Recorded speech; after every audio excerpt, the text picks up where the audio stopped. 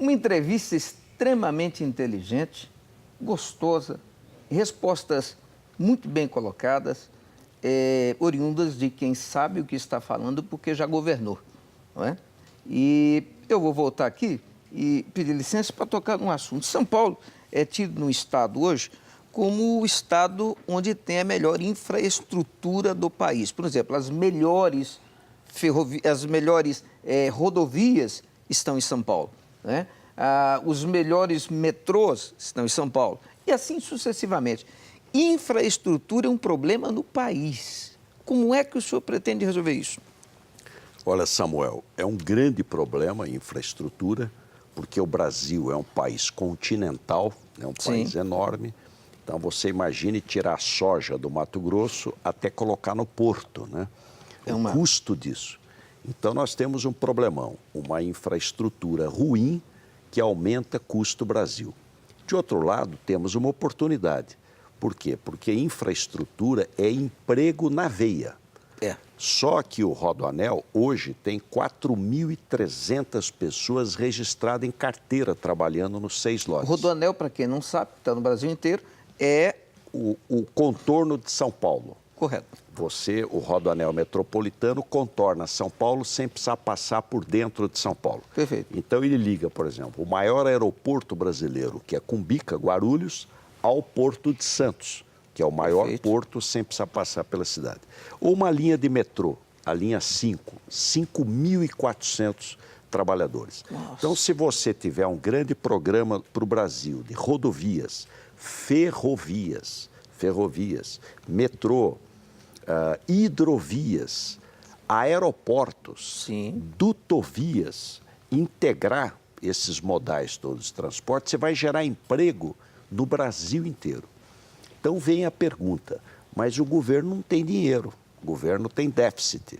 Correto. Mas o setor privado tem dinheiro. Hoje a economia mundial vive um bom momento. O mundo deve crescer esse ano 3,8%, 3,9%, a economia do mundo. É raro isso. É um dos melhores momentos depois da Segunda Guerra. Então há uma liquidez muito grande. Se a gente tem bons projetos e segurança jurídica, você traz investimento. E esse investimento vai reduzir custo Brasil, vai uma agenda de competitividade e vai gerar emprego rápido. Correto. Eu sempre digo, Samuel, o nosso telespectador vai entender o seguinte: a tecnologia, ela desemprega, porque você pode ter mais agricultura com menos gente, máquina, mecaniza. A indústria robotiza, automação, você produz mais com menos gente. Então, a tecnologia moderna faz com que você produza mais com menos emprego. Agora, a economia moderna ainda não inventou consumo sem salário. Você não tem como. Para ter consumo, precisa ter salário. Então, nós temos que ter um foco na tecnologia e um foco na oportunidade de emprego e renda. Água, esgoto, estrada, aeroporto, porto, saneamento, casa, tudo isso é muito emprego. Então, eu pretendo um grande programa de infraestrutura, porque você traz investimento privado, interno e de fora, traz investimento, sem investimento não tem crescimento. Correto. E vai gerar emprego rapidamente, que é tudo que o Brasil precisa, e reduz custo Brasil. Perfeito. Nós temos um outro problema, eu quero ouvir ali do povo. Vamos ouvir isso aí, eu quero que o senhor fale sobre esse assunto, que é um assunto do momento. Vamos lá.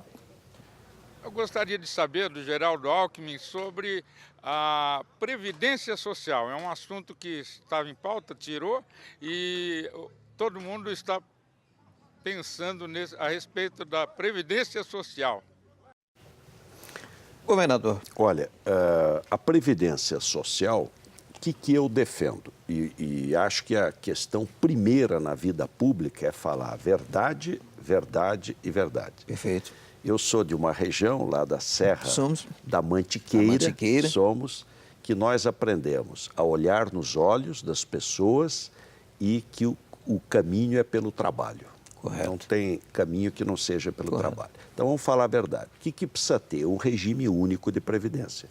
Você tem hoje 2 regimes. O regime do povão que é da agricultura, da indústria, dos serviços, dos funcionários aqui da televisão, do funcionário de todo o setor privado, que é o INSS. Ninguém pode aposentar com mais de R$ 5.500 e a média de aposentadoria é R$ 1.391. Então, o cara vai ter que viver, depois de aposentado, na média, R$ 1.391.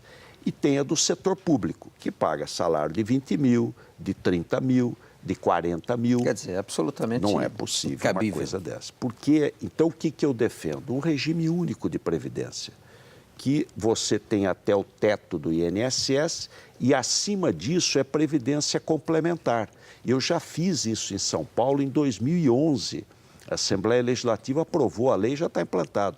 Todo mundo de lá para cá, olha, eu garanto o teto do INSS. Não, mas o sujeito ganha mais. Tudo bem, ele contribui para o Previcom.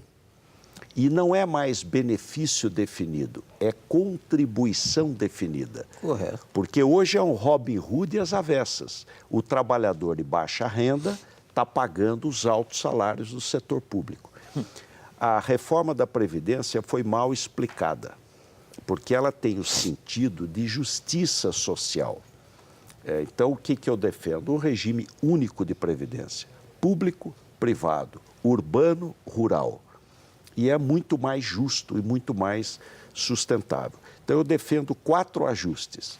Reforma política, para a gente sair desse modelo falido, da Previdência para fazer justiça social, um regime único de previdência, tributária para simplificar o modelo tributário e a reforma de Estado, porque o governo precisa caber dentro do PIB brasileiro. Presidente, fazer uma pergunta. Nós vamos começar agora o período eleitoral. E a gente acaba vendo no período eleitoral que alguns candidatos saem da discussão das teses e passam para a agressão pessoal, a agressão desnecessária, o xingamento descabido, passa também até mais que isso, passa a pregar um ódio, uma raiva. O senhor pretende fazer campanha com estas bandeiras? Eu estive, Samuel, a semana passada em Minas Gerais.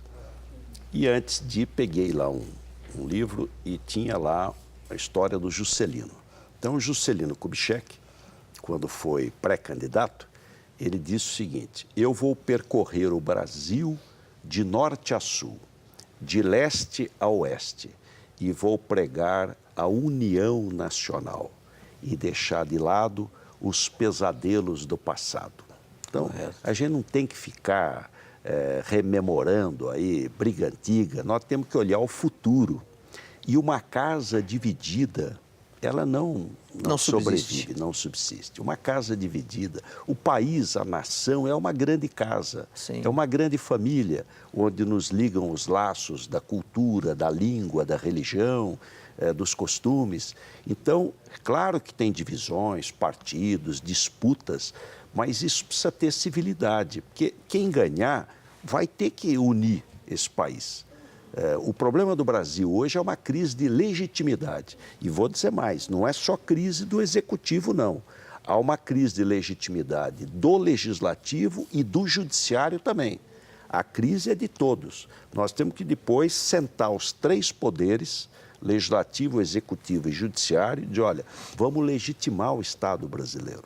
Senão nós não vamos conseguir avançar. Então, eu, claro, vou defender com empenho, com ardor aquilo que eu acredito, mas com civilidade. E criando, quem for eleito precisa construir consenso em torno de avanço que o Brasil vai precisar. O senhor estava falando aqui sobre avô, o senhor é avô, o senhor é pai de família, a importância da família para o senhor?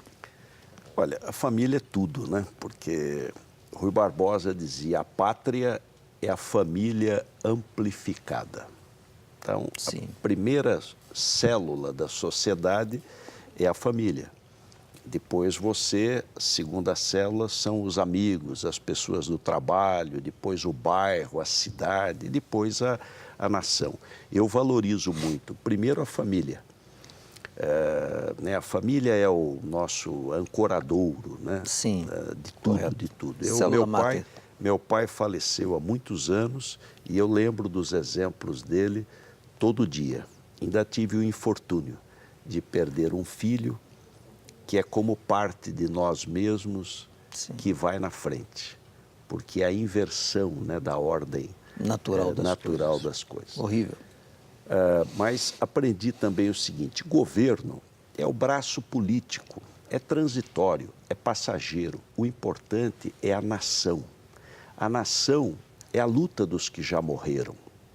A nação é a nossa língua, nossa religião, nossa cultura. Isso é muito mais importante que governo. Então nós temos que fortalecer esses valores que começam com a família e que se traduzem nessa família amplificada que é a nação. Isso é muito mais importante do que governo. Doutor Geraldo, claro que eu vou lhe perguntar aqui, eu já sei que o senhor, como um bom morador de Pindamonhangaba, vai desconversar. Eu vou perguntar aqui de um jeito que o senhor não desconverse tanto. Qual o perfil ideal para um vice? Não, estou falando de nome, perfil. O vice, ele vai ser lá na frente, né? Lá para julho, junho, julho. Então, primeiro de um partido que não tenha candidato. Aquele que tiver candidato, você tem que disputar com ele. Então, correto. Alguém que não tem. É natural, como o Brasil é muito grande, que represente também, né, uma região brasileira. Depois, como nós temos muitos partidos, é natural também que represente outro. Mas o importante é a proposta. Eu acho que o brasileiro vai decidir o voto lá na frente. A população, o eleitor, vai ser muito exigente, muito exigente. Ele vai comparar, ele vai refletir, lá na frente vai decidir. Então, nós precisamos ter propostas. Correto. Então, eu quero aqui, antes de encerrar, Samuel, por favor, trazer aqui uma coisa bem objetiva. Os trabalhadores da indústria, do comércio, do serviço, até do governo, que são seletistas, todos têm fundo de garantia. Então, eu fiz um estudo. O dinheiro é dele, na continha dele lá, do FGTS. Em 1995, ele depositou R$1 no FGTS, é do trabalhador. Se tivesse num CDI, hoje seria R$24, CDI líquido. correto. Se tivesse na poupança, quase R$10. No FGTS, R$4,70. O FGTS perde até para a correção monetária. Que isso? Ou seja, o dinheiro do trabalhador, ele vai perdendo valor todo mês. O que eu defendo? TLP. Então, o dinheiro do trabalhador do Brasil inteiro, ele vai ter a correção monetária mais uns juros. Então, eu acho que tem medidas muito práticas, muito objetivas que a gente pode fazer para fazer um país mais justo. Nós temos que ter, de um lado, crescimento. Do outro lado, reduzir desigualdade, ser justo com quem trabalha. Né? Hoje, o FGTS, o trabalhador está financiando o empresário amigo do governo. Ele que está subsidiando, porque o dinheiro dele não corrige nem a inflação. O que é uma injustiça com a classe trabalhadora, né? Vamos a um rápido VT do nosso patrocinador e a gente já volta. Gostinho que lembra a infância, chocolate dos momentos especiais. Ontem era tão bom e hoje está ainda melhor. Produtos Chocolate Pan, é uma delícia. Produtos Chocolate Pan. Chocolate Pan, fazendo seus momentos inesquecíveis. Batata. Nós voltamos aqui, estava conversando aqui com o nosso governador aqui, falando sobre coisas interessantes do nosso dia a dia. Governador, na verdade, presidente, eu vou aqui lhe passar a mão esta sacola que só tem coisa maravilhosa que é para o senhor levar para os seus netos e para a dona Lu, obrigado, da PAN. obrigado. E olha, fantástica. Vão todos adorar, viu? É uma delícia. É uma delícia. A PAN, vocês separem a minha aí, porque a minha esposa só me deixa chegar em casa se eu levar a minha sacola. Eu tenho que levar e meus netos estão em casa hoje, tá bom? Governador, suas últimas considerações. Inacreditavelmente, faz 1 hora que a gente está falando em rede nacional. Por favor, doutor Geraldo. Primeiro, agradecer, viu, Samuel? Agradecer Por favor. essa oportunidade, agradecer a audiência. Diz que uma boa imprensa é a sociedade conversando consigo própria. Né? Correto. Você tendo a oportunidade de expor ideias, esclarecer. Eu acho que essa é a beleza da democracia. Nós precisamos valorizar a democracia, porque ela foi conquistada a duras penas, né? Correto. Então precisamos valorizá-la. No mundo inteiro, o que fez as sociedades melhorarem, crescerem, ter mais emprego, melhor renda, uma vida melhor, foi a boa política. Então a gente deve promover a boa política. Então agradecer muito esta oportunidade, cumprimentar todos os telespectadores e trazer uma palavra de confiança e de esperança no futuro, né? De esperança. Qual país do mundo tem as dimensões continentais do Brasil? Incrível. Qual país do mundo tem o subsolo brasileiro, de minério a petróleo? Incrível. Qual país do mundo tem o solo brasileiro, a agricultura mais competitiva do mundo? Nós vamos ser o celeiro do mundo. Sim. Qual país do mundo tem indústria de sapato a avião? Incrível. Tecnologia, povo trabalhador. Brasileiro é trabalhador, tem garra, impressionante. Sim. O que nós precisamos é fazer a lição de casa. Quer dizer, o governo tem que ser correto, tem que ser firme, tem que ser eficiente, tem que facilitar o investimento, tem que trazer investimento. Para isso precisa ter confiança no país, para você poder avançar. Eu não tenho dúvida de que nós vamos realizar essa vocação de uma grande nação que é o Brasil. Doutor Geraldo, boa sorte, que se estabeleça a vontade de Deus e a do povo. Amém. Um abraço à dona Lu, aos seus netos, à família, e segunda-feira que vem a gente está de volta no mesmo horário, conversando com mais alguém que está fazendo a diferença aqui na sociedade brasileira. Muito obrigado, até lá. Obrigado pela sua audiência.